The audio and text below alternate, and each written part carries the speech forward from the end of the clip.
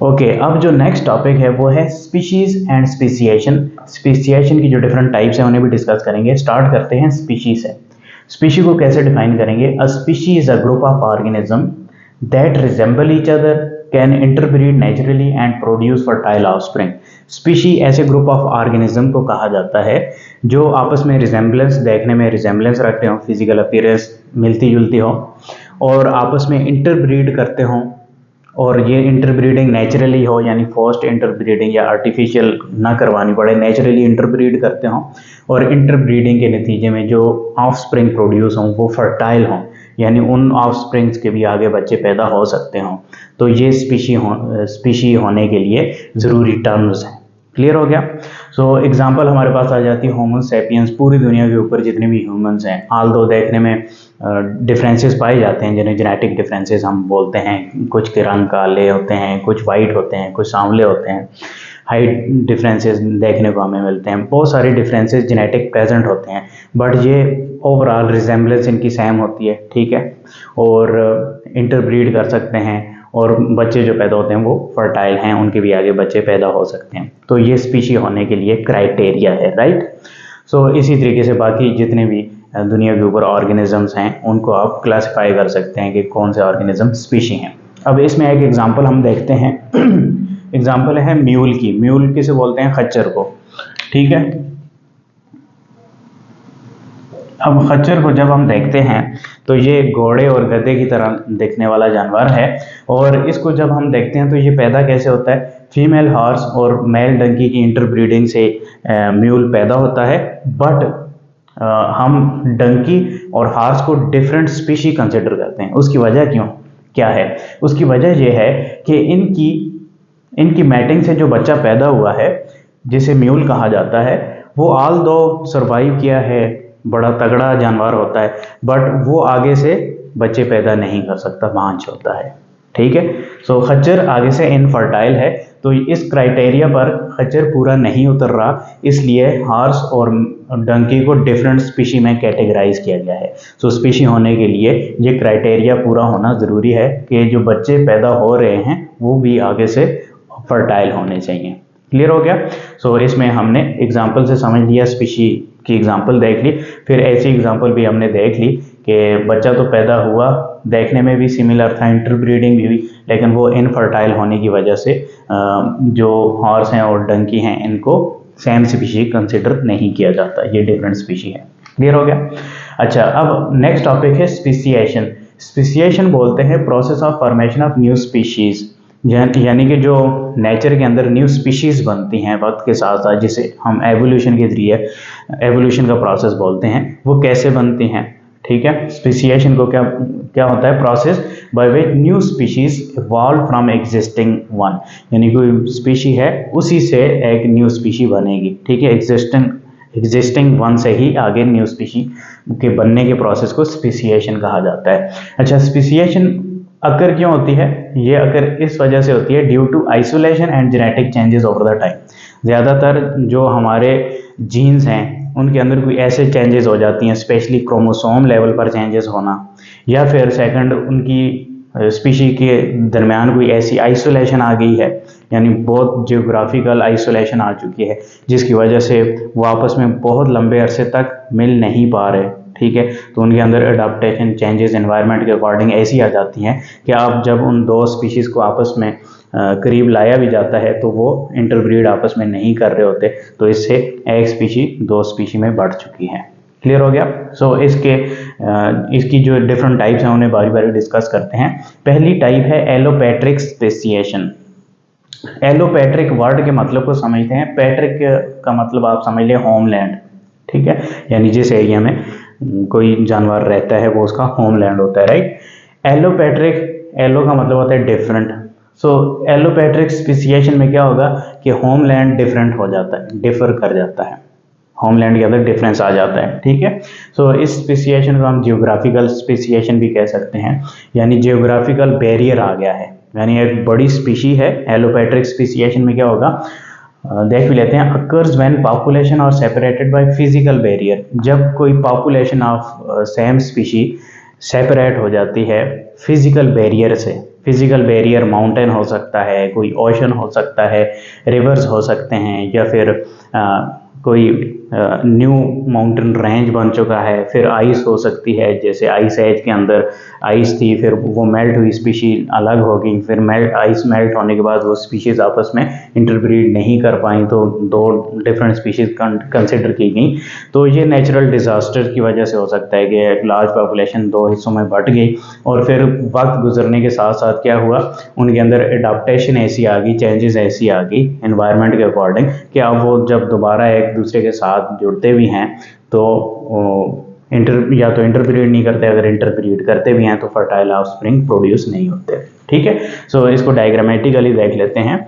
Let's say ये circle किसी species को रिप्रेजेंट कर रहा है, सिंगल स्पीशी को। ठीक है, इस सर्कल में कोई जियोग्राफिकल बैरियर हाइल हो चुका है। ठीक है, कोई लेट्स से माउंटेन रेंज आ चुका है, और ये स्पीशीज एक दूसरे से सेपरेट, यानी स्पीशी सेम ही है लेकिन इनके दरमियान कोई बैरियर आ चुका है।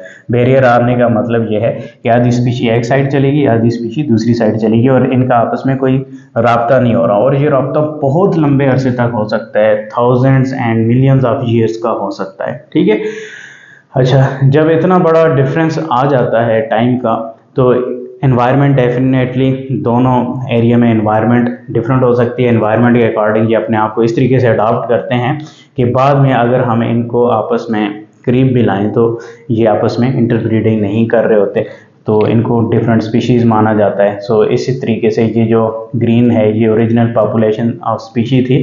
अब यहाँ पर ये जो सेपरेट एरिया हुआ, ये दोनों आपस में इंटरब्रीडिंग नहीं कर पा रहे, तो ये दोनों आपस में डिफरेंट स्पीशी कंसिडर किए गए। So red circle represent the new species. ठीक है, so now can't breed with each other. Clear हो गया? ओके, एग्जांपल हमारे पास आ जाती है गैलापागोस आइसलैंड पर जो फिंचेस थे, डार्विन ने जिन चिड़ियों को स्टडी किया था, तो डिफरेंट आइसलैंड थे, जजीरे से थे। ठीक है, उनके ऊपर ऐसी चिड़ियाँ थी जो अपने अपने जजीरे की इन्वायरमेंट के अकॉर्डिंग ढल चुकी थी, उनकी चोंच में फ़र्क आ चुकी थी, और वो आपस में इंटरब्रीड भी नहीं कर रही थी। तो ओरिजिनली वो किसी सेम स्पीशी से सेपरेट होकर डिफरेंट जजीरों पर गई थी। क्लियर हो गया? सेकंड जो टाइप है वो है पेरीपेट्रिक स्पीसिएशन। पेरी का मतलब होता है अराउंड और नियर, यानी इस स्पीसिएशन के अंदर क्या हो रहा है, जो पॉपुलेशन अलग हो रही है, ठीक है, उनका घर तो अलग हो रहा है लेकिन वो है करीब करीब, यानी यहाँ पर बहुत बड़ा बैरियर था और पॉपुलेशन बड़े हिस्से में डिवाइड हुई थी। यहाँ पर एक छोटी पॉपुलेशन सेपरेट हो रही है और इतनी दूर नहीं जा रही।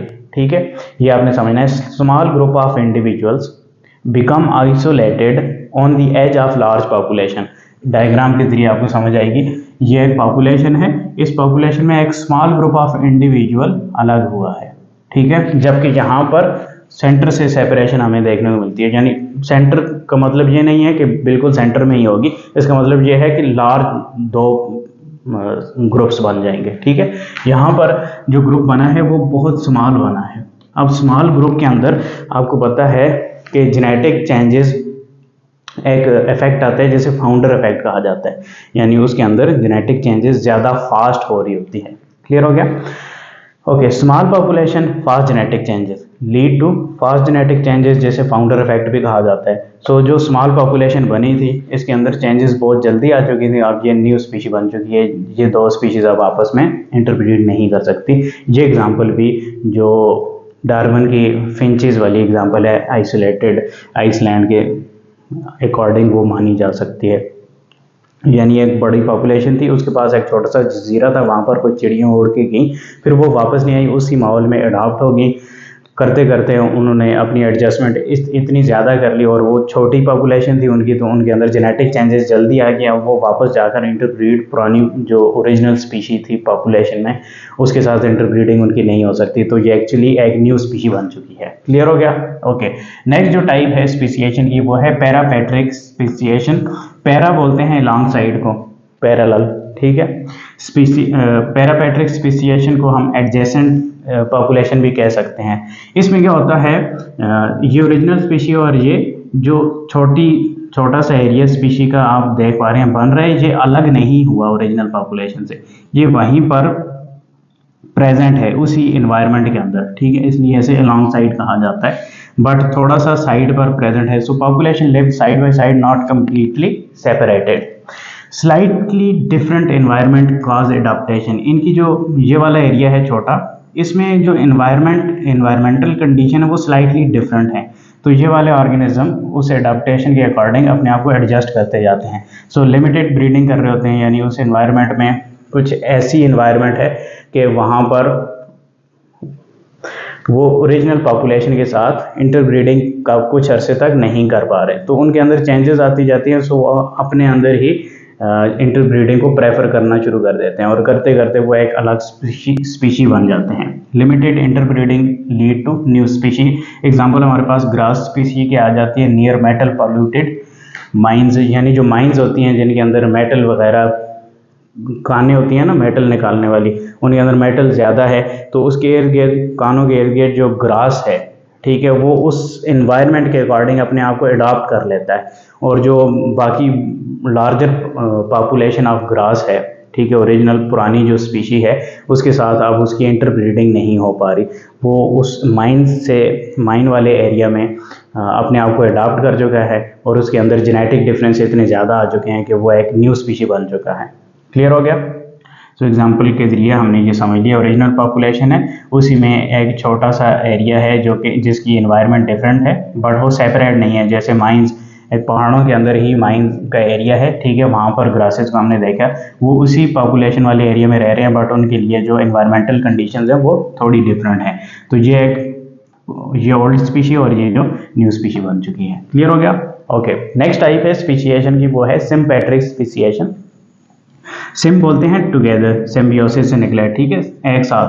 तो सिम्पेट्रिक स्पीशिएशन में जो स्पीशी नई बनती है वो एक्चुअल में उधर ही रह रही होती है, पुरानी स्पीशी के अंदर ही होती है, ठीक है, बट उसके अंदर जेनेटिक चेंजेस इतनी ज़्यादा हो जाती हैं कि वो एक न्यू स्पीशी बन जाती है। सेम एरिया की स्पीशिएशन भी इसे हम कह सकते हैं। So new species form with in the same area, इनके अंदर कोई फिजिकल बैरियर नहीं होता और ये ज़्यादातर अक्कर होती है ड्यू टू जेनेटिक म्यूटेशन। और जेनेटिक म्यूटेशन में भी इसकी एग्जांपल आ जाती है पॉलीप्लॉइडी, जो कि प्लांट्स के अंदर हो रही होती है ज़्यादातर, ठीक है, यानी क्रोमोसोम सेपरेट नहीं हो पाते, तो आगे जो है क्रोमोसोम की नंबरिंग इंक्रीज हो जाती है, यानी डिप्लॉइड से टेट्राप्लॉइड हो सकती है। इस प्रोसेस को पॉलीप्लॉइडी कहा जाता है, डिटेल में स्टडी भी करेंगे इसको हम सेपरेटली। तो वो प्लांट ग्रो कर सकते हैं। एनिमल्स के केस के अंदर पॉलीप्लॉइडी का अमल होता है, बट वो जो ऑर्गेनिजम्स हैं वो ज़्यादातर सर्वाइव नहीं कर पाते, बट प्लांट सर्वाइव कर सकते हैं। तो डेफिनेटली उनका क्रोमोसोमल मेकअप जो है, क्रोमोसोमल नंबर डिफरेंट हो जाता है, तो वो ओरिजिनल स्पीशी के साथ उनकी इंटरब्रीडिंग नहीं हो सकती, वो एक न्यू स्पीशी बन जाते हैं। क्लियर हो गया? बट मेरे हिसाब से अगर स्पीशिएशन का ये प्रोसेस देखा जाए तो ये माजी में जितने भी एनिमल्स हैं उनके अंदर भी आई थिंक इस प्रोसेस से स्पीशिएशन होती रही है, क्योंकि अगर हम फॉसिल्स ढूंढते जाएं तो हम देख पाते हैं कि जो ट्रांजिशन साइंटिस्ट बयान करते हैं कि इंसान बंदर से इस तरीके से बना, फिर बीच में ये स्पीशीज़ थी, तो वो स्पीशीज़ मिसिंग नज़र आती हैं, वो नज़र नहीं आती। तो अगर इस प्रोसेस से स्पीशिएशन बनी है तो वो वाला लिंक होना ज़रूरी नहीं है, यानी अचानक से क्रोमोसोमल डिफरेंसेस की वजह से स्पीशी बनी है तो डेफिनेटली वो फॉसिल्स आपको मिलेंगे ही नहीं, क्योंकि वो ऑर्गेनिज्म होंगे ही नहीं, या बहुत कम होंगे जिनको ढूंढना इम्पॉसिबल है ऑलमोस्ट। क्लियर हो गया? होपफुली आपको ये लेक्चर समझ में आया होगा। इस लेक्चर से हमारा जो फर्स्ट चैप्टर है बायोडाइवर्सिटी एंड क्लासिफिकेशन वो एंड हो चुका है। अब हम नेक्स्ट चैप्टर को स्टडी करने के लिए बोर्ड प्रिपेयर करेंगे। तब तक के लिए मुझे इजाज़त दें। शुक्रिया, अल्लाह हाफिज़।